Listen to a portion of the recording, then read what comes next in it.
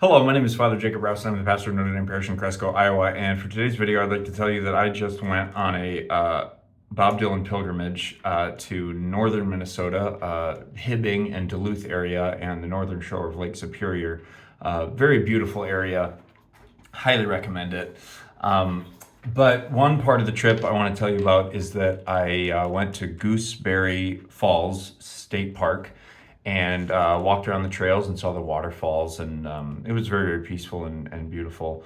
But up at the top of the farthest trail, touching the falls, there was a sign that said trail shelter. And then I found it, and it was this just empty, simple, three-walled little log cabin. And I stopped and took a rest in the shade there, and you can see the pictures here. And it was really nice to just sit there and just take a load off for a moment and just enjoy the still of nature. But as you can see, pretty much every single square inch of this little shelter log cabin was covered in scratched out graffiti. People's names, messages, funny, dirty jokes, different things, just people marking that they had been there.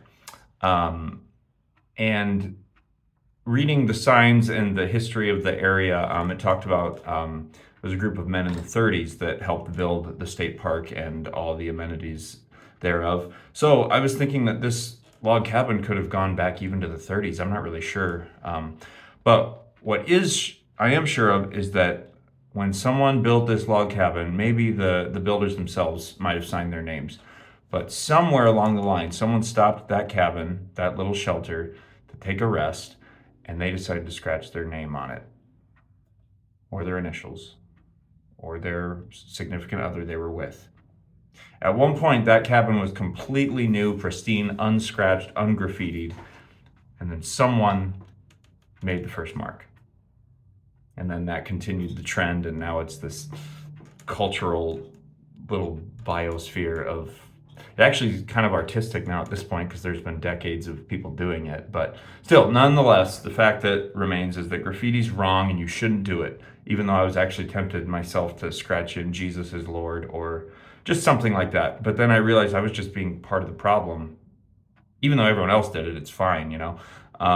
No, it's not fine. So I don't know, I was just thinking that when you come across a place in public, either physically or spiritually or socially, you're probably going to come in your daily life, come across a place that is full of graffiti and marks and people trying to make their mark on the world, either through violently scratching or through hurting others or doing whatever they do to try to make a change or to try to make their mark on the world. But really, I left my mark there on that little shelter in Gooseberry Falls State Park by just sitting there and enjoying it and not making a physical mark.